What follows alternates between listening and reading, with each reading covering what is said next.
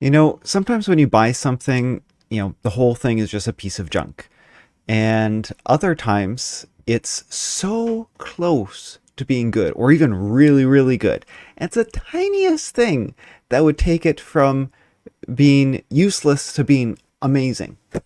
And I encountered a case of that the other day with this breast pumping system. Not that I'm pumping my own breast, but I have a baby, and there's just the tiniest thing which would take it from dysfunctional to functional. And what it is the bottles that come with this have one-way valves that let air into the bottle. So as the baby is drinking, that air can come in and take up the empty space, or also get a vacuum and the baby can't drink, right? It's a very important thing to have these one-way valves. But the valves, they're sealed.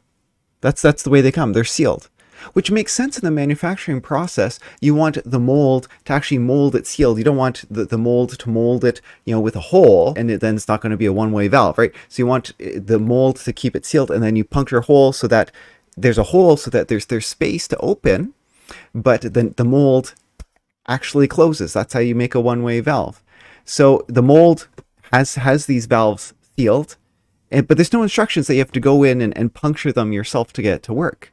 And they don't do that at the factory. So I bet you there's a whole bunch of babies out there really frustrated, and nothing's coming out. They have to, and then air is going to go in and get rid of the vacuum. Then they can suck. Then they have to go away from the bottles for air to actually enter through the one opening. When they have valves built in, you just have to puncture them. Or what they should have done is puncture them at the factory, and that's just really, really frustrating.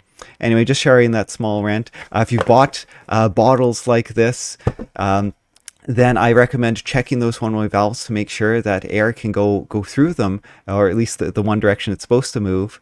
And if not, if they're sealed, to take a needle of some sort and puncture them so that the one-way valves actually work. Anyway, cheers.